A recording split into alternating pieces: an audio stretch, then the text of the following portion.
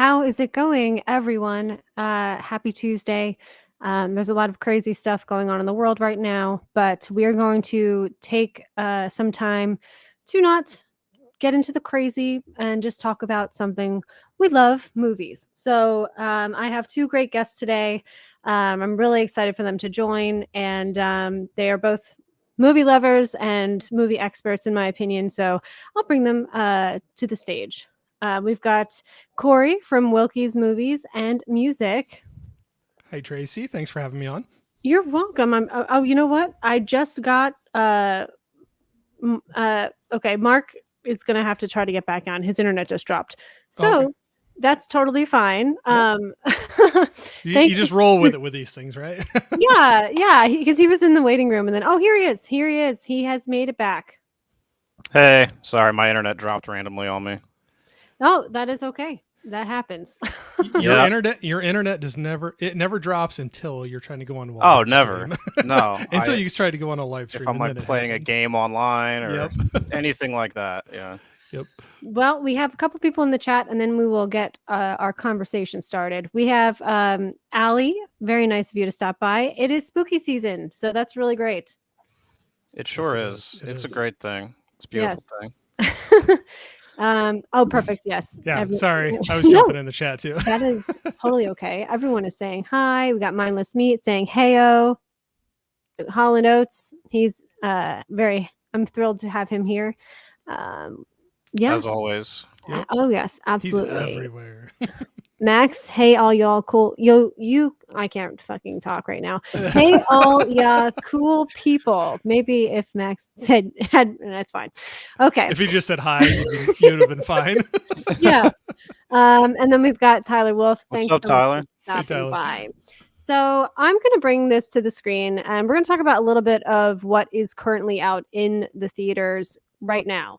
Obviously there's more, but I figured I would stick to 3 and then 3 upcoming ones as well we'll get to. And have you guys seen any of these, or are you looking forward to seeing any of these? Yeah, so I want to see. I've seen The Substance. Really, really good. I'm hearing incredible things about The Wild Robot. I want to go check that out. And I'm hearing just things in general about Megalopolis. Yeah. So I feel like I have to see that just sort of out of obligation. I don't hold it against me. I have not seen any of these yet, but out of the 3, the one that I would probably run to first to see is actually The Wild Robot. I've heard a lot of good things about that. Nothing. It's not a slam on the other movies, but that was one that I'm really interested to check out. I mean, it's beautiful. I did see The Wild Robot and The Substance, and I can't recommend The Wild Robot enough. I also can't recommend The Substance enough, but I feel like The Substance isn't going to be for everyone because there is a lot of body horror. I recently watched The Thing, and I was like, oh my God, like The Substance would not exist at all if The Thing did not exist. So if you've seen The Thing and you're cool with that type of gore, then I think you'd be fine with it. Yeah, I would say they're about on the same threshold as like if you can stomach The Thing, there's nothing in The Substance that shouldn't be manageable. I think I'm like trying to think of everything in the movie that like happens. Yeah, I think that's a good comp, I would say. I was going to say, from some of the things I've been hearing from people, I didn't know how crazy it got. Some people said it was pretty crazy, and then no spoilers. I mean, I've never seen it, so I can't spoil anything, I don't think. But a lot of people said the last 30 minutes was a roller coaster, a crazy ride. For sure, yeah. Mindless Meat asks if The Substance is practical. Yes, all the things that should be practical are, but I do think there's also a bit of CGI in there as well, but it's like not something that's going to be distracting or anything like that. Cool. Yeah, I would agree with that. And I think that some of the grosser elements that aren't more of that like Carpenter, Cronenberg body horror come into like more of surgical types of things that happen. And that would be more of like a Saw or something like that, that if you can't really handle that, there's a lot of close-ups of what goes on in certain procedures. Needles. Yeah. If you don't like needles, because I know some people don't like that. That's a big thing for people because it's like that's a thing that we actually get on occasion is like shots. So like, blood draw and that kind of thing. A lot of people don't like that. So there is a bit of that in the substance. So just be warned about that.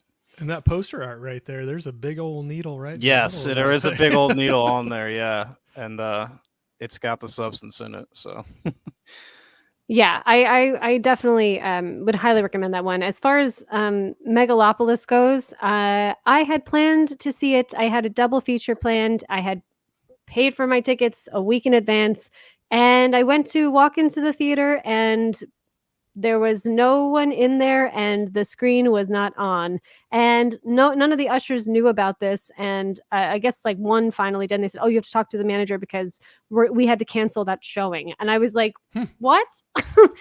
that's a bummer. I've man. never heard of a theater canceling a showing, because I've been in a couple movies before where I was literally the only person sitting in the theater, so that's kind of crazy. But Yeah, same. They Like had I always no get explanation. worried. Sometimes I get worried that that's going to happen, but so far it's never happened to me. Yeah, I think the fact that they had other people too that were trying to see the movie means it didn't have to do with like lack of ticket sales. And they had played the movie earlier, and they had an 8 o'clock showing. Mine was a 5, so they had all of that lined up. So I think that has nothing to do with it. And no one knew why they canceled it, and it was very frustrating. And now I'm kind of like, well, there's other movies I want to see in the theater this week.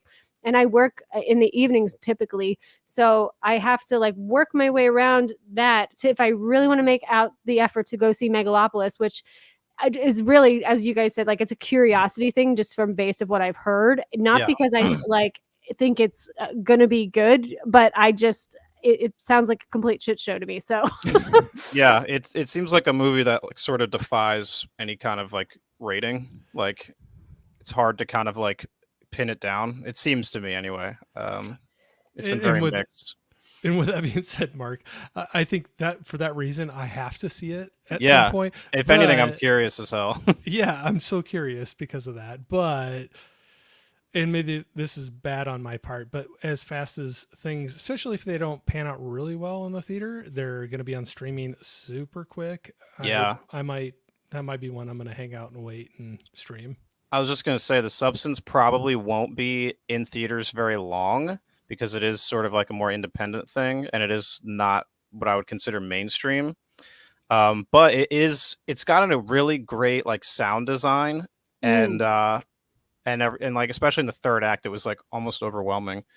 So if that's the kind of thing you prioritize, I would definitely see that, because something like The Wild Robot, I feel like, is getting really great word of mouth and will probably be in theaters longer.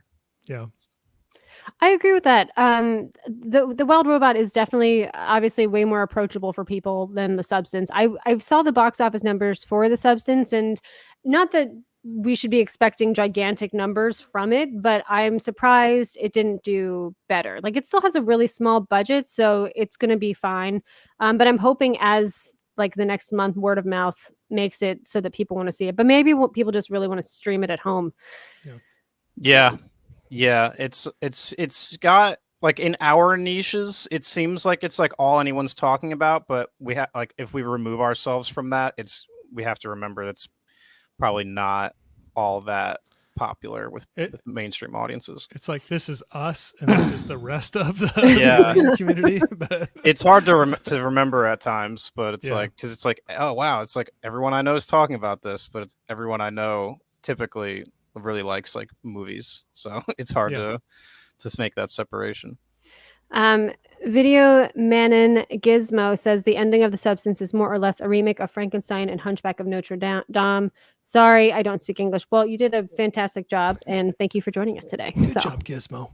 Yeah, there is a ton of influences in The Substance. Like there's like the picture of Dorian Gray, Carrie's in there, bit of Reanimator, maybe The Thing, as we've mentioned.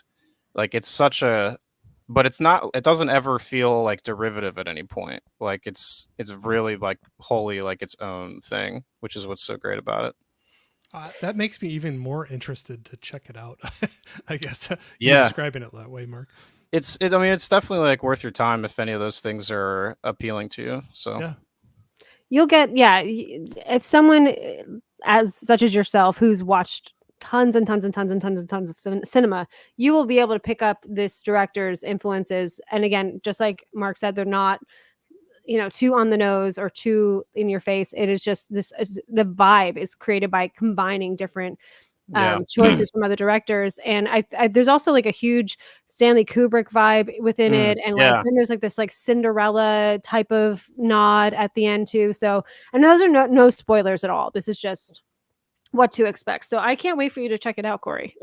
Yeah, I'll report back. Yes. Yeah. Yeah. As What far were as you like just like the cinema, like you mentioned Kubrick, I also picked up on like a bit of like Edgar Wright with those like really quick like whip hands and like the quick edits where he like slaps his name tag on, and I'm thinking like Shaun of the Dead specifically here, but like those sort of transition scenes, like I picked up on maybe like a bit of that as well. Maybe perhaps not intentional, but it definitely reminded me of like Edgar Wright. So like it's just it all kind of creates this very original thing. It's not like anything I've seen before. Cool. Totally. I got to bring this up. Tim Morrill said, I wonder if they canceled the Megalopolis screening because of the live actor who interacts with Adam Driver couldn't make it, and they didn't have anyone to step in, at my theory at least. Yeah, I don't know if you guys have heard about this, but in certain screenings, there's a person in the audience that sits there the whole time, and then there's a scene where Adam Driver asks it questions and it responds. So... I'd not heard. So that. Was that because that's only certain screenings? So was your screening supposed to be that? Because they're not all like that, obviously. No, I know. Mine was just a Regal RPX screening, so I don't know if the RPX is what they were using that for. But this Tyler Wolf says, mine sure as hell didn't have one. I would have volunteered to ask the movie for my money back. Tyler is so funny, man. He is not hold back. Oh. Okay, yes, this is good. Mindless Meat says, Corey, your assignment should you choose to accept it is to see the substance. This message will self-destruct in 10 seconds. I will tell you what, I'm going to see that movie. I just don't know if it will be in the theater or not, but I will. That is one that it has me intrigued. I'll definitely check it out. I would say it's certainly not a requirement to see it in theaters, but I did enjoy the fact. I'm glad that I did because, like I said, the sound design is really great, and I didn't watch any trailers for this either. Like it kind of came out of nowhere for me, and people started like giving it like heaps of praise and stuff, and they threw around the word body horror, and I was kind of in. And then I saw that it was directed by the woman who did Revenge, which is a cool revenge film from like 2017, which I had seen and I really enjoy that. So, which I actually have and own, but I have not watched it yet. So it's good. She's 2 for 2 as far as I'm concerned, and Okay. I hope that they let her make another movie soon because she's very talented. I'm so glad you guys brought that up because now after seeing The Substance, I really want to see her other films. So now that I know you saw it and you own it, so clearly there's something to be said about that. It's on Shudder right now. It's like Okay. I think it's like on the splash page when you first load it up. I think intentionally because they know a lot. Like it's cool because a lot of people are going back and watching that movie because of The Substance. So that's a nice byproduct as well. So it's on there. TSHHVA24 says The Substance seems like it is a hard movie to one sentence sell, and that is holding people back. You don't have Nick Cage dialed to 11 like Long Legs, which is something even general audiences can get. I totally get that. Yeah, I mean, look, it's if you're into that sort of thing, it's gonna be like a no-brainer for you. But like, I don't think I could pitch this to like my mom or my sister. Right, Like they might not go for No. that sort of thing. So you kind of have to know what kind of audience member you are, and go from there. And it's a shame, like it's kind of funny you said that you wouldn't pitch it to your mom or your sister, because like I wouldn't pitch it to my mom, but it says so much about a lot of the female experience and That's a aging. good point. Yeah. I Yeah. mean, if anything, this is a film like for women, and like it's very much like women forward. But yeah, it's like the vehicle that they choose to do that in is perhaps going to be like abrasive to some people. Right. Depends on the person. Right. I'm going to switch this over to movies coming out. And I want to preface this by saying that Saturday night I had looked up and I thought it was coming out October 11th, but apparently it's out this week. So maybe I think it's a limited release this week, and I don't. So I just kept the October 11th and didn't drive myself crazy to fix it because Okay. maybe that's the wide release. But there were a lot of showings available to me already. So Okay. That could be because of where you are based, though. So right, but it's totally. definitely coming out October. So this we Yes. can say for certain. So I'm going to open it up. In general, what do you guys think about these? Are you going to see them? What are your thoughts? You want to take it, Corey? Okay, please don't get angry at me. And it's not a hit on any of these. These are not any that I'm going to rush out to the theater to see. But being set, saying that, I don't know. Tracy, I kind of know your location, kind of where you're at. Mark, I don't know as much, but that being said, I'm kind of out in the country and I'm not really close to a lot of big towns. So it's a minimum, probably 25, 30-minute drive either way to a theater for me to get to. So it takes a little bit anymore for me to get out and go see a movie. And I'm not saying I will not enjoy these. I'm not saying I don't want to see them, but I don't know if I'll run out to the theater to see any three of these. So sorry, not That's trying fair. to be poo-poo That's on. totally No, fair. no. Dude, I would never kind of shame anybody for not going to the theater. Like, even as like this I don't know, cinephiles that we are, for some people it's just not as feasible. So I'm a little more selective about which ones I go out to. But yeah, totally nothing wrong with that, especially with like the price. I don't know if you guys are like Regal Unlimited or AMC I don't Plus. get any of that. No. Yeah, I have Regal Unlimited. It's so far, I've had it for like a year and a half now. It's been worth it for me because I always wind up going at least twice. I'm about 20 minutes from a theater, so it's not terrible. But the problem is I have like a girlfriend now, and she likes to see a lot of these things like with me. So I kind of have to plan it around her. And the days of like going by myself after work are not really a thing anymore. So I gotta like clear things. I'm like, hey, did you want to see this? She's like, yeah, I'll see it. And I'm like, damn it, I was like gonna go tonight, but I guess I'll wait. So that's one thing I'll bring up. Some people have poked at me about and kind of made fun of me with this. I have no problem. I go to the theater a lot of times by myself. It's the best. Yeah. I used to love it. It's so great. It's so relaxing. I didn't know if I was alone on that one, but I've some people have kind of like, what do you mean? Like, that's weird. And I'm like, no, it's just, if I want to see something and nobody else wants to see it, I have no problem going to a theater by myself and watching a movie. It's one of the most relaxing things. Do you ever do that, Tracy? Yeah, now that I've been in a long-term relationship for 4 years. We typically see everything together just because he also loves movies. But before, like, even I also have just like loved going to the theater by myself. I think it is, as you guys said, relaxing and kind of a nice escape. But I think the one thing that I miss out on when I do see a movie by myself is that I want to talk about the movie right afterwards. And I don't know if you guys remember a little thing called the IMDb message board. That they got rid of because people were too mean on there apparently. But I remember like just having to go to the IMDb message boards if I went. Even if I went with people, I would still go onto them just to talk about what I just saw and read what other people's thoughts were. But I want to bring those back. So, we have Letterboxd now, but it's still kind of different, I feel like. Yeah. So Tracy, with you and Max, do you gravitate to the same type of movies, or do you have similar tastes? I guess that's what I'm trying to get at. Yeah, and I think we do have the Regal Unlimited, so it kind of like behooves us to see as many as we can during the month to get, So some months are more difficult than others, but we're pretty much always up for anything. I'd say there's never really been a time where like I wanted to see something or he wanted to see something that I wasn't open to, so or he wasn't open to. So right, so that kind of works. The only reason I ask, that works out really great with you in that situation. But I'm like with mine, I love all kinds of movies, but horror movies as well. But not, I don't have other people in my household. We'll just say that enjoy them as well. So those are a lot of my individual watches. And I was just curious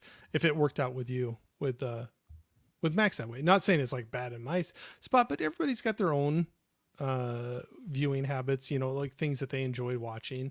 And That's cool if it lines up and you got a pass and you guys can hit all those together. Yeah, I'd say it's got to be tough. Not everyone loves horror, so Right. I can only understand that. For sure. I'm gonna just hit the chat really quick. Yeah. Okay. Coraline Fargiat. I don't know how to pronounce her last name yet, but I I will. think it's Fargeau. I think. Fargeau. Okay, that makes a lot of I sense. think. Use music video cinematographers. I think that's why the style is so clean. When she went a bit more gritty, wish she went a bit more gritty, because after rewatching Revenge 3 times, I think the movie is too clean. Yeah, I mean, it's a very Kubrick clean look, I Yeah. think. I think it works. I don't know that it's a movie that would benefit from being grittier. It's sort of like, not to say you're wrong, but I kind of feel like it was that's sort of like intentional, because there is like the component of like the TV show and stuff, so it has to kind of have that overproduced kind of feel to it, the glossiness. Right, to contrast the grossness of everything Right. else. Exactly. David says, "Hey everyone, RIP Transformers box office. Maybe marketing deals will offset some of that loss." Did you guys see it? Because I heard it wasn't bad. I heard it was pretty good. Transformers 1? No, Yeah. I heard that it was actually pretty good. But it like before that, it looked like one of those movies that was maybe like for kids, which nothing wrong with that, but as a result, it's like never that sort of thing's not super high on my priority list until I hear otherwise. Basically, like, oh no, this is something like with Teenage Mutant Ninja Turtles Mutant Mayhem. I was like, okay, this would be a great one, like that my nephews would like, and it was, but it's also like really funny and like something that I wound up enjoying a lot too. So that might be the case. Is it not doing well? Is that what he's referring to? Yeah, it had like an okay opening, and then the drop off the past weekend was really rough for Oh it. So, dang, yeah, it's a bummer. Yeah, I haven't seen it. yeah. I haven't seen it either. I don't. I'd check it out, but I think that's maybe where it got hurt. If people thought it was geared more towards children or not, but in either case, I've heard people say some pretty positive things about the movie. So Yeah, I'd yeah, like to check it out sometime. I've heard it's good as well. That'll probably be a streaming watch for me. Yeah, me too. Yeah, I'm wondering if the Wild Robot maybe took a lot of that space, because it's a family kids movie. Yeah, You know. they released like 2 weeks apart, I think, maybe one. I'm not even quite sure. Right. So to get back to these 3 films, Oh are yeah, there? yeah. I know that Corey, you're probably not going to see any of these in theaters. Mark, you might see some of them in theaters. Do you guys have like any ones that you are definitely looking forward to seeing eventually, or not? I'll just give my quick thoughts on these 3. So like, I haven't rewatched the first Joker since I saw it in 2019. So like, pending a rewatch, I remember thinking that movie was pretty good. The sequel, I'm not hearing great things, because that did get an early access like screening, I guess, for people. Yeah. So like, reviews are out for that, and it seems not great. I'm curious about it. I might go. I'm pretty 50-50 on that one. So Saturday Night though looks pretty good. I've never been like the biggest like Saturday Night Live fan in general, but it seems like it could be a fun time. I'll definitely see Terrifier 3. I think I'm someone who like really appreciates the Terrifier movies more than like they're actually like my kind of thing. Like, I don't hate them or anything. Like, I actually think the second one's like pretty fun, but the fact that this one's like a Christmas horror film Yeah. is very enticing. I really like Christmas horror. I think it's really fun when done right, and I think that could potentially make that one like my favorite of the 3. So I'll definitely see that one. So that's kind of my thoughts on those 3. Cool. How about you, Corey? Yeah, like I said, I'm probably leaning towards streaming a lot of them. Like I said earlier about how I'm being a little bit selective about which ones I drive and go see in the theater. Terrifier, people will make fun of me, but I have not seen any of them at this point. I have Terrifier 2 back there somewhere that I got from a good friend, but I have not watched it yet. So I haven't seen them either because I'm too scared. Okay. And I love Okay. horror movies. I didn't know if but I I'm was like, the only person that's never seen any of them before. I mean, they're very extreme, but Yeah. it's not like violence that is like anywhere grounded in reality. Like it's the kind of gratuitous gore that is like so like it leans further into like comical than it does like realistic. Yeah. And for some people that's what allows them to be okay with it, because it's like so clearly like it's cartoonish, like it's not something that could ever, realistically happen. So I know for some people like that's what would normally be a hang up, like I don't know, maybe something like Saw, which is a little bit more realistic in the terms of like how it depicts the violence. But again, it's going to depend on the person. Yeah. I love that Ali says this. Terrifier isn't for everyone, so if it's not your thing, you shouldn't be made fun of for it. And like Agree. I feel like I will like them for sure. I just need to like brave it up and just do it because I love horror movies and I've seen some horrible things on Yeah. in movies Yeah. before. But I think this one just has such a conversation. Like there was so much like buzz about these movies being crazy, like so crazy. But I love that she said that because that's what I try to make very clear on this channel and the people I stream with, that if you aren't into something, that is totally fine. And if you're into something that everyone else hates, that is also totally fine here. So 100%. Yeah, I mean, Terrifier is cool because it's such an underdog story. Like Damien Leone like made these movies for nothing effectively, and I mean Terrifier 2 was supposed to have like a 2-day theatrical window, and like it just kept making them like buckets of money, and they just had to keep playing it because it was so successful. Like I really appreciate things like that. And I like Art the Clown. I think it's cool that we have like sort of a modern horror icon who's like all over Spirit Halloween, and yeah. it's something that gets like new people into like younger people into horror, which is cool. I would agree with that 100%. So that's the thing. I haven't watched any of them yet, but I think that's very cool that it's a very low budget ground roots kind of a thing to pull off, and apparently having a lot of success. So I appreciate that. I applaud him, and I hope nothing but success for him on that. And it's crazy to see something low budget like that pulling the numbers that they have, and for sure, so that's very good. It's good for movies, and it's for exactly. It's the kind of thing I want to support because it's like Blumhouse does not need any more of my dollars, especially when they like. I mean, look at their like what they have like Imaginary, Night Swim this year, like just really bad movie. I think they did like an AI movie with John Cho is the fella from Harold and Kumar. Yes. Like just not great thing like movies. So like that's not the kind of thing like that just feels so cynical, whereas like Terrifier is so clearly like a passion thing for Damien Leone. So it's the kind of thing I like supporting. Yeah, I agree. I absolutely agree with everything you guys said on that. And as far as my own opinion about these three movies, I'm still gonna go into Joker 2 like free-spirited, going to have a fun time. I have a feeling I will be let down from what I've been told, but I'm gonna make it a party regardless. Saturday night, I am a huge SNL fan.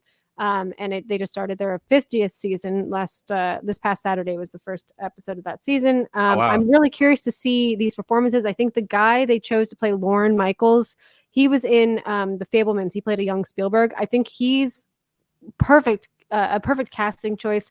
It's a really interesting cast overall. So I'm curious to see. And I think it's like a bottle episode. It takes place like the 24 hours of putting on the very first show. So I kind of love that in general because it is kind of just the production side of what goes on television. And so that'll be interesting to me. And then again, Terrifier 3, I will be checking it out at some point once I watch the first two. Nice. You, me, Tracy, we're right there. I have not watched them either, but I have no excuse for the second one. I have it sitting back there right next to me, but I have not watched it yet.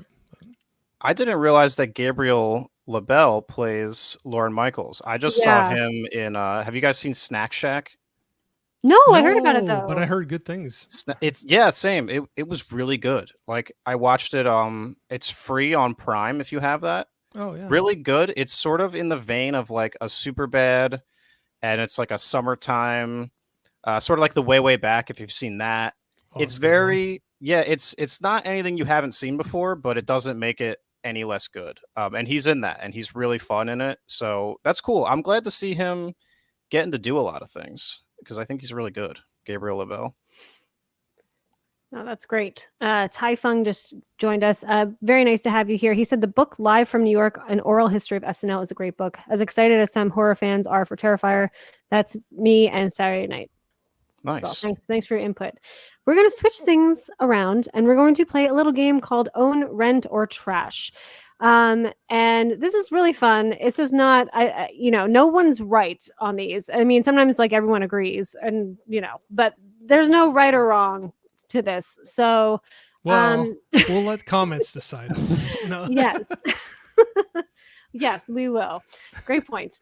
So the very first one we're going to do is these are considered to be all horrible horror films. And just doing this to kick off spooky season, these are all the ones I'm going to show you are not going to be all horror movies or anything like that. It's only October 1st, so we're not going to go crazy. But just to start off, these are considered the worst, some of the worst horror movies ever made. So what would you guys, you can take turns, you can go in whatever order you'd like. Corey, I'll let you take this one. Okay. So what are our choices here? So it's own, which means like you would be able to rewatch it whenever you want, watch it all the time. Rent would be like, oh, I'll check it out. I'll see it at least once, but I'm not necessarily going to own it. And then trash is just throw it in the trash. And I'm so glad you asked me because everyone in the chat should know what this game is if they have not seen it in the past yet. So own, I'll go with One Missed Call. Okay. Rent. I'll go Troll 2. And then trash, I'll go Blood and Honey. Any particular reasoning to choose those? I've only seen the first two that I said. So Blood and Honey I have not actually seen before, so that's fine. I haven't either, so. How about you, Mark? I've only seen Troll 2. I haven't seen One Missed Call, but I guess that one's pretty bad, huh? I haven't heard anything really about it. I guess this one slipped through the cracks. And then Blood and Honey too. Right, so, of a Japanese horror film, right? Because they were doing that in like this era of like the 2000s where they were remaking like The Thing and The Ring, and The Grudge and all that. So I have seen Troll 2, and that movie is incredible. It is so bad, but it's one of the best bad movies. There's actually a really great documentary on it called Best Worst Movie, I think it's called, where they go into like the production and like the legacy that it's had. It's made by an Italian filmmaker, so like it's always interesting to see. Sorry, I'm going off on a tangent. No, go ahead. Those Italian filmmakers have like, it's like they have these weird, like interpretation of like American sensibilities and stuff. So like their depiction of like how Americans and people like talk is so incorrect, I guess. Yeah. I don't mean to sound like insensitive or whatever, but and that just makes the movie like so bizarre. Like all the dialogue is like ridiculous and not anything anyone would ever say. So with all that being said, I would definitely want to own Troll 2. I would probably rent Blood and Honey because I want to maybe see that and like pick it apart and talk about how awful it is, and then just trash One Missed Call because I'm sure that's abysmal. Yeah, those are all great choices. I think a couple people are I'm so glad you pointed that out. And we discussed that One Missed Call is a remake because people are not having it that we're trashing the original. Takeshi. Miike. I think it's Miike. Yeah, I didn't realize that he did the original. That's cool. Actually, I was thinking of the original when I was doing that, but that's okay. Oh, okay. Yeah, that's good again because I kind of felt bad for saying that it was bad. No. I'm not thinking. I don't think I've seen the remake of that one, but Don't worry, you're not missing much. There's like literally, I used to joke about this in high school with one of my friends. We'd go up to each other in the hall because we both watched it. And like there's this line that the girl says, it was in the trailer too. And she's like, "Stop calling me." And then they're like, "It's the police. Trace the call. It's inside the house." And it's like so ridiculous. So That everybody's sounds like gonna a be like, trailer "What's line. Corey talking about?" You know, it's like thumbs down to Corey. But No, Okay. it's I fun wasn't even though. thinking about Like, that. some people like to own really bad ones to make fun of. And I Yeah. think Troll 2 would, for me, would be the one to own because it's like you throw it on. But I think Blood and Honey, the Winnie the Pooh one, I think is just such garbage that I don't think I'd be able to own that Yeah, one. just really cynical and like so clearly cashing in on the fact that Winnie the Pooh is like public domain now. Like it's hard for me to look at that and not think of it as anything but cynical. Right. You know, No regardless of how creativity. regardless of how like entertainingly bad it could be, like it's a movie made in like bad faith, I would say. Right. Okay, so this is the Ooh, next one. These are okay. actually, and forgive me on the year this was, but these were the top highest grossing movies at the box office. Literally, 2012, I think. probably, yes. I needed to write this down and I did not. So these are the highest grossing movies of, we believe, 2012. The Avengers, Skyfall, and The Dark Knight Rises. So I can lead it to you gentlemen. Corey, you can continue. We'll go in order here. Oh wow. So own Dark Knight Rises. Hell yeah. Rent. Oh gosh, this is a hard one. Yeah, sometimes I'll- they're hard. I'll go rent Avengers and trash Skyfall, but that's not an easy decision on that. But I think I'm in sync with you. I love Dark Knight Rises. People like to kind of dog on it because it's got like some, I guess you'd call them plot holes or whatever, and some of it doesn't quite make sense. But like, I don't know. I love like the scale of it. I love stories where like a guy is like coming out of retirement for one last ride, and like the scenes where he's like suiting up and becoming Batman again after a long break. Like he puts on that like leg brace and like kicks a brick wall out. Like it's just, I don't know, something about that gets me like fired up. Yeah, I love Dark Knight Rises. I think it's great. So that's definitely an own. I'd probably go, actually I think I'm gonna go rent Skyfall and then probably trash Avengers because I do like the Avengers. But like Marvel in general, I never really feel inclined to ever like rewatch any Marvel movies. I don't know what it is. I just never am like in the mood to like revisit them. That's not like a slight, like they're very entertaining and stuff like, but I don't know. I'd rather watch like something else. I was going back and forth on those. I think Avengers pulled out a little bit for me just because it was seeing all those heroes on the screen for the first time. But like I said, I was going back and forth between those two, so I couldn't argue that too hard. This one's tough because these are all actually like good movies. I agree. This one's tough. Yeah, Avengers was huge at the time, man. I mean, that was like a cultural moment, you know. I mean, it's shaped the way movies have been made since in the years following. So it's you can't deny its influence for sure. Right. Correct. This is incredibly tough. And again, in this game, there's no wrong answers. But Mark and my boyfriend Max are on the same page. They both love The Dark Knight Rises. That's his favorite. It's so good. I like it more than The Dark Knight. Yeah, for sure. I would personally, and don't get mad, I would trash The Dark Knight Rises. I would rent Skyfall and own the Avengers. But then you also kind of sold me on the concept, Mark, of like, how many times am I going to rewatch the Avengers? Which is really an interesting thing to think about because I don't really ever rewatch Marvel movies to that extent. I see them in the theater. I will maybe watch them again at home or on Disney Plus, but like, when am I going to throw that on all the time? So that was also that swayed me as well. So at this point, I might change it, and I might rent the Avengers and own Skyfall. I mean, that sounds so stupid, but maybe I would do that. But I mean, you gotta go with your gut. You know? I know. I mean, yeah, I think if it's The Dark Knight Rises that kills me because, like, yeah, I do want to see Bane again, Yeah, but I Bane's didn't. great. Yeah, he is great, but I I love just Bane. I wish they had chosen a different cat. Well, I could go on a whole diatribe, but I don't, and I don't hate The Dark Knight Rises by far. It's just out of these three, I might have to trash that one personally. But we're gonna get to the next one. So these are, and again, I have the year written down somewhere. This was 3 films that were nominated for Best Picture. I did not put the one that won Best Picture, and I can quickly search that while you guys are duking this one out. The Aviator, Sideways, and Ray. Go ahead, Corey. We'll just continue going in our because this one's a little more tricky. Yeah. Okay.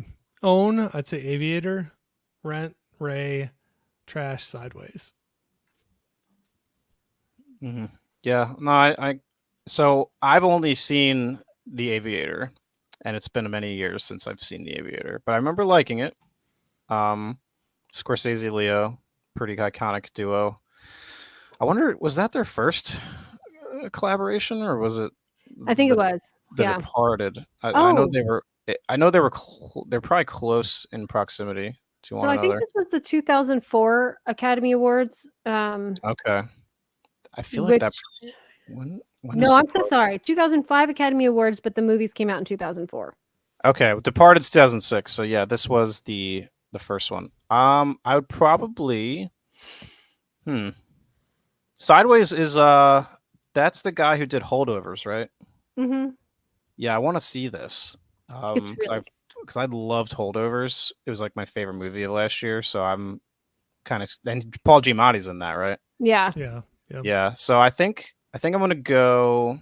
And I'm curious about Ray too because I've never seen that one. So this one's tricky because I haven't seen most of them. So with that in mind, I would say I probably because I have a feeling I would love Sideways and would probably rewatch it. So I would probably buy Sideways, rent Aviator, trash Ray, which feels wrong because I really don't know much about. Because I don't want to trash Aviator and then because I know I already like and seen that. This one's hard. Yeah. It is hard. Yeah. Buy Sideways, rent Aviator, trash Ray. I don't feel good about it, but that's what I got to do. And there's no wrong answers at all. So Yeah. that's, we have to keep that in mind. That's what's fun about it is you're kind of you have to make tough choices. Ty Sapong said, rent Sideways while drinking Merlot. There's a joke in the movie where Paul Giamatti hates Merlot and they're at they're in wine country. So he like flips out and he's like, okay, I'll go on this double date with you. But if anyone opens up a goddamn bottle of Merlot, I'm leaving. Like, it's like so over the top. Like, I'm paraphrasing, but it's ridiculous. And it's really fun. I love Paul Giamatti. He is the best. I feel like I need to rewatch The Aviator. I saw it in the theaters with my parents. I know that oh my god, Cate Blanchett was phenomenal as Katharine Hepburn. I don't know if it had the like lasting appeal as far as like a lot of other Scorsese films do. Yeah. Ray has got that. I know they're both technically biopics, The Aviator and Ray, but Ray is more of a traditional biopic in the sense of like it's a musician biopic. I feel like Ray to me would be, because it is so good and it's a great depiction and you learn a lot about who Ray Charles was, I would probably rent that. I don't think like a lot of biopics have a constant, like they don't have a rewatchability quality to me. So then I would probably own Sideways, rent Ray, and then trash The Aviator. And I'm sorry if there are major Aviator fans, but it's not a bad movie. That's what I'm going to choose. I think it's fair to say that Aviator is kind of forgettable because it has been like probably over a decade since I've seen it, but there are also films I've seen a decade ago that are far more memorable than The Aviator was for me anyway. I can only speak from my experience, but I think if you were to look at a lot of people's like Scorsese rankings, you'd probably find that one toward the bottom. Right. And Howard Hughes is a fascinating person to learn about. Oh, very much so. And my choosing that to be trash might just be because I need to rewatch it, and yeah, I'm not as feelings aren't as strong. But we're gonna go to the next one. Okay, so we have. Oh, this is great. I know you might not have seen all three, but these are Ari Aster's entire filmography as of yet. So Yeah. we I actually can- do own all three of these. And I'm gonna be right back. I'm still here, but I'll be right back. So you Go can ahead. start though. No, that's fine. Corey, you want to take it away? Oh, What's your relationship with Ari Aster? Are you a fan of his? I have not seen a lot of his movies, so Okay. that's not meaning I'm not a fan. I just have not seen a lot. So I've seen one of three of these, but I've heard lots of all three of them. Yeah. So, Which one have you seen? If I might. Hereditary. Okay, that's I would. So that's I think so it's just because I've seen it, I'd probably put that at own. yeah. I think that's his best one. The next will just be guesses because I haven't seen them, but just what I've heard. I'd probably go own Hereditary, Rent, Midsommar, and Trash Beau is Afraid. But Yeah. I don't have a lot to stand on there because I've only seen one of the three. His filmography is interesting because, I would say his most rewatchable movie is probably Midsummer. Yeah.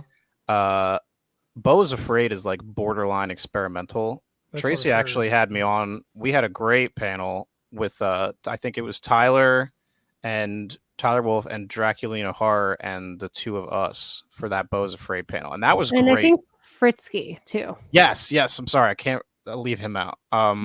That panel was so great because it really helped me to like make sense of Beau is Afraid because that's not a movie you can figure out on your own. No. So having the perspectives of like 4 or 5 other people really helps you get a better sense of the movie. Hereditary I saw once and it fucked me up. I have not seen it since. Still the scariest film I've ever seen like as an adult. So with that being said, probably own Midsommar, Rent, Hereditary, Trash, Beau is Afraid. Even though I like all three of these. I think so those far are. Beau is in the same spot for both. Yeah, of us. and it's just we'll because hear about it's Tracy here. It's so clearly like the outlier of the three. Like Yeah. it's very different. So Yeah, I was gonna say. I feel like Corey for you only saw one of these, right? Yep. Yeah. So I feel like you did actually.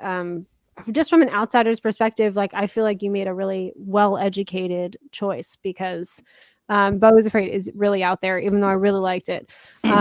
So I feel like, yeah, I think Hereditary would be the one to own, and that for myself, just because if you want to throw it on for a scary movie or things like that, and Toni Collette's phenomenal in that, and then Midsommar, I'm like weirdly obsessed with all three of these movies because I find him to be such a fascinating director.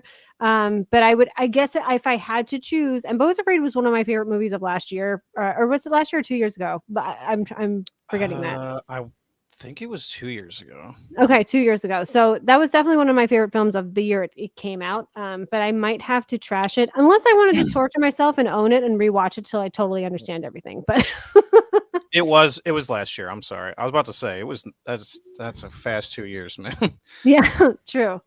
So yeah, I think we're all kind of on the same page here. I've got Allie says I never want to watch Midsommar or Beau is Afraid ever again. That's totally valid. I do think Midsommar is probably his most rewatchable though. Yeah. Because Beau is Afraid is 3 hours long, and that's the main reason I haven't watched it again. That and of course like all the subject material is pretty off-putting, and Hereditary is, like I said, legitimately like traumatized me. So kind of by default, Midsommar becomes his most rewatchable movie for me. Tim says these are on my list to watch. I haven't seen any of these. Well, I would start in this order actually, if you want to get accustomed to Ari Aster, because I know we even talked about this. I think at one point that like Ari Aster wanted to make Beau is Afraid to be his first film, and studios were like, no one's gonna like back this because it's so out there. So then he did Hereditary, which is very normal horror, I would say. Then Midsommar gets crazier, but not like too off-putting. I mean, it's off-putting, but you know what I mean? Compared to Beau is Afraid. And then Beau is Afraid is a wild ride. So yeah, well said. Beau is Afraid messed me up. Yes, it's. I'm still analyzing it every day. Yeah, I haven't thought about it in a while. It's a really, really interesting movie, though. The fact that it even got made is sort of a miracle. I absolutely agree. Now we have 3 horror movies that are more not traditional like spooky season, but they are to a certain extent a little more crime thriller-y. And The Thing is not really a crime thriller, but it kind of it's a movie I feel like people associate with Halloween, and it's more of like it's also like a sci-fi thing. So I put these 3 in there. This is tough. This might be the hardest one yet. 2 out of the 3 are tough for me. I'll just say that. Okay. Interesting. Yep. Am I going first or are you going first? You go ahead. Yeah, well, let's keep it the way we've been doing. Okay. Oh gosh, this is tough for the first 2. I'm gonna say Own, The Thing, Rent, The Silence of the Lambs. Sorry, not to go in order. I'm not trying to be. And then Trash, Longlegs. It's totally. But fine. The Thing and Silence of the Lambs are, man, that's a tough choice between those 2 for me. Anyway, I love all 3 of these movies. So it's going to be a question of like recency bias comes into play. Like, obviously, Yeah. The Thing and The Silence of the Lambs have the benefit of like having existed for 30 plus years. So it's easier for me to probably put those in the 2 desirable categories. Did you not like Longlegs, Corey? Not a fan? I was not the biggest fan, and I've gotten grief for that. But It's totally valid, man. You're well within your rights to not like it.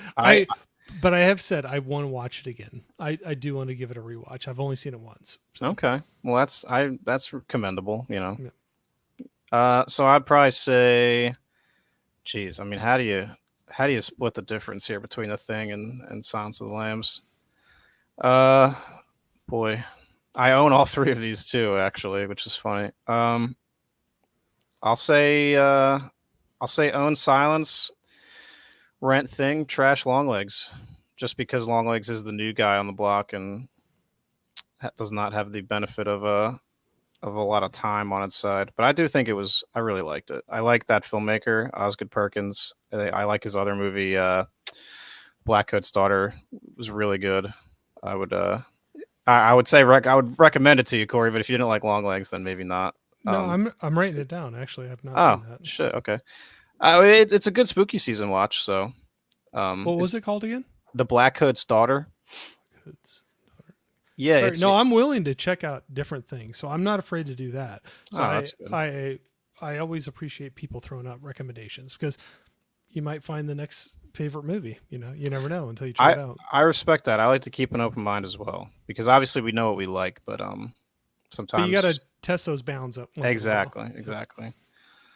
Yeah. So that's this one was hard, Tracy. You're making me pick between like 3, 4, 4.5 out of 5 movies.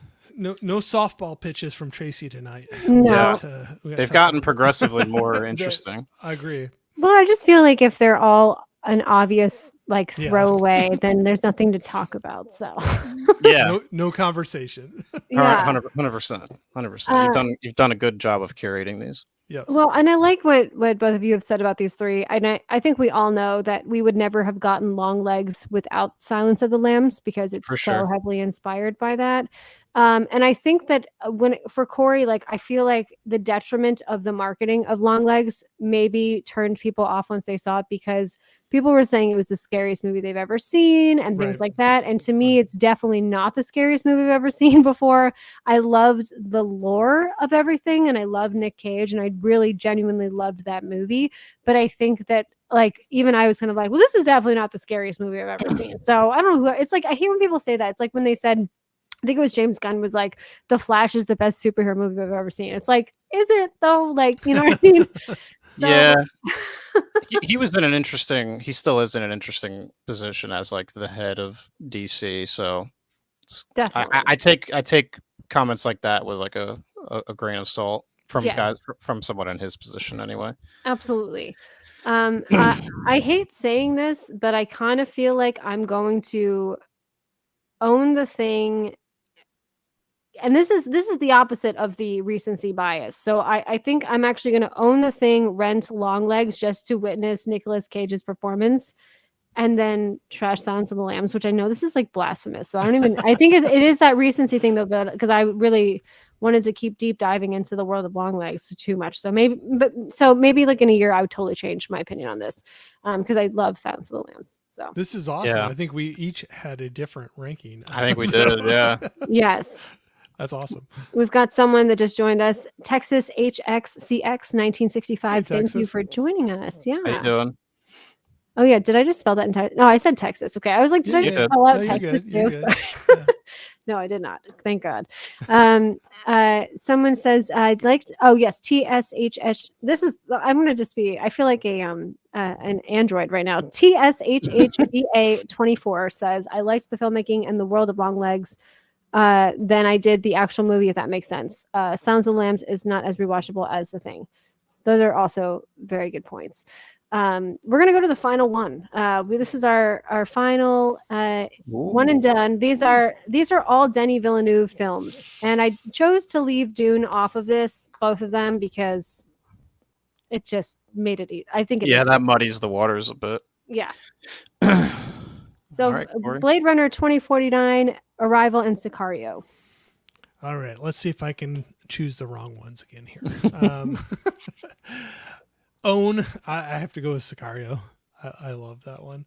I'll go own Sicario, rent Blade Runner 2049, and trash Arrival.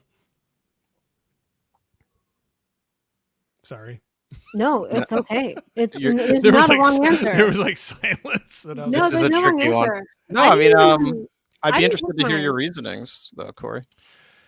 So Sicario, I really like that one. That's one I'll go back to and rewatch lots of times. There's a lot of scenes in that movie. I can just go back and watch. There's some movies I'll just go back and watch a scene from the movie, and whether it's right or wrong or strange or whatever. But there's a few scenes in Sicario I'll go back and just watch that. There's the whole border crossing scene. Oh yeah, that part was Oh crazy. gosh, I can go back and rewatch that one and just watch it unfold, and you know what's going to happen. But so I'll say that Blade Runner 2049.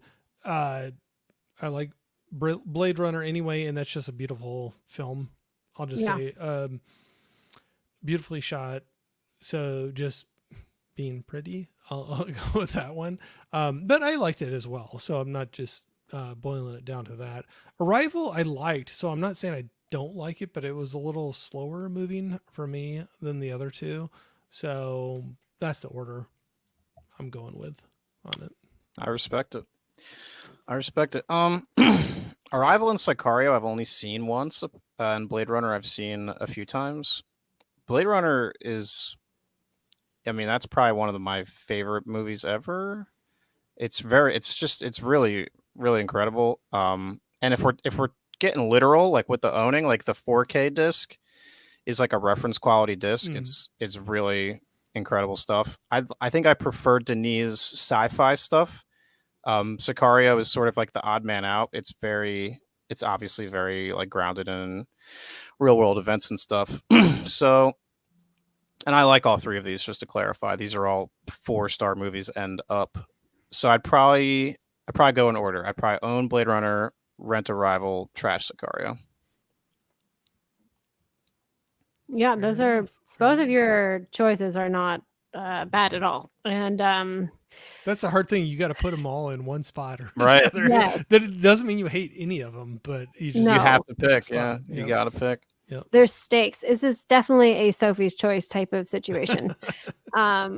I have only seen all three of these movies once. I loved all of them. I love Denis Villeneuve. I can totally understand what Corey is saying with Arrival being slower than the other films. There is a much slower pace. It's like a much more intimate type of, like, you feel like you're just in Amy Adams' brain the whole time, which is done really well and it's well executed, but it definitely makes it slower than the others. yeah, visually Blade Runner is just phenomenal. This is really tough, and I really liked Sicario too. I think okay. I think what I'll do is, because Sicario also I think was doing things in a world that has been shown by other directors, but it wasn't done as well. So I think I might have to get rid of Arrival. I don't know. This is tough. I think I would rent Sicario, even though that I think Sicario actually might have more rewatchability compared to the other two, just because of what it is. Oh man, yeah. Okay, so I'll rent Sicario. I will own. Oh man, I can't even play my own game. This is so bad. I love it when the host gets like tripped up on it. I love it. Oh my goodness. I mean, I made you guys do it, so I will have to do it as well. So okay, so Sicario, I guess I will rent. I will own Blade Runner 2049, and I will get rid of Arrival. But I hate doing all of that. It makes me nauseous. So, and I don't even want to think about it. And I've only seen his movies once, all three of them, but that's how much of an impact they have. I think he's so phenomenal. Oh, he's like probably one of the better directors working today. I don't think that's. And what a mix of movies too. I mean, yeah, come on. Yeah, he's got like Prisoners and stuff, and Sicario, which are the more grounded stuff, and then he's got, at this point, this huge body of work as far as like his sci-fi stuff. The thing I love about Arrival is like any movie about aliens, like the challenge is like, how do you depict the aliens, because it's so likely that our brains wouldn't be able to comprehend them, so it's like, how do you put that to screen? Yeah, and I think the way they do it in Arrival is like really like visually interesting. And I'll agree, I still enjoy the movie. So, oh yeah, it's pretty cool. It in the spot, but yeah, it's a cool ass movie with it. Yeah, for sure. Because that's probably it's like a very realistic, like, how would we? Because we have to figure out how to communicate with these aliens. Like that's just such an enticing. Like that's a great hook. Like you hear that and you're like, oh wow, okay, like I want to see that process, unfold. That's really interesting. Right. I wanted to bring this comment up. Our Jurassic Chaos said hi, coming in from D. Corey's channel to say hello. Howdy.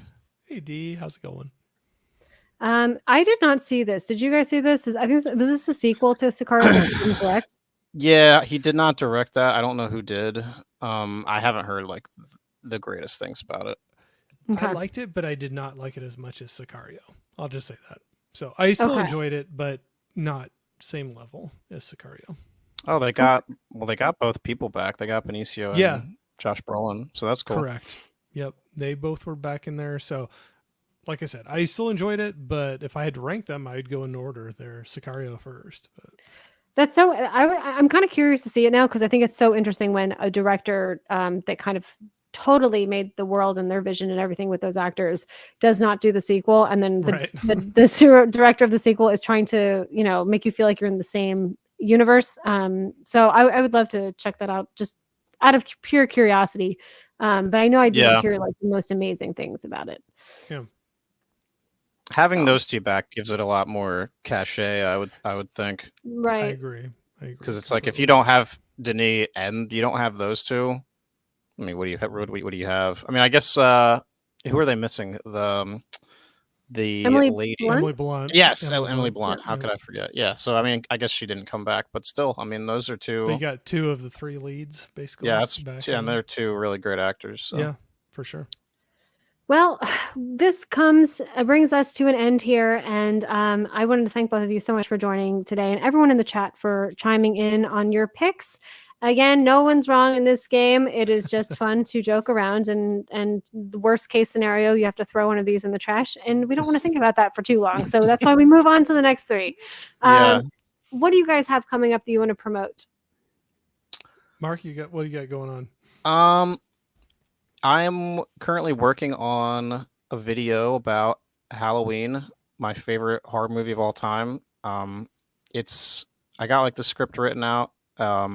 So I'm going to look to have that coming out here soon to kick October off. And then I have a few ideas percolating, but I definitely want to crank up the output because it's October, and it's like I feel like horror movie related content does well. So it's and it's fun to talk about, you know, and it's like everyone's talking about it at the same time. So it's you want to get in on the conversation. So I've got some horror stuff coming. So definitely the Halloween video will be first, and then maybe I'll do some like physical media stuff too as well.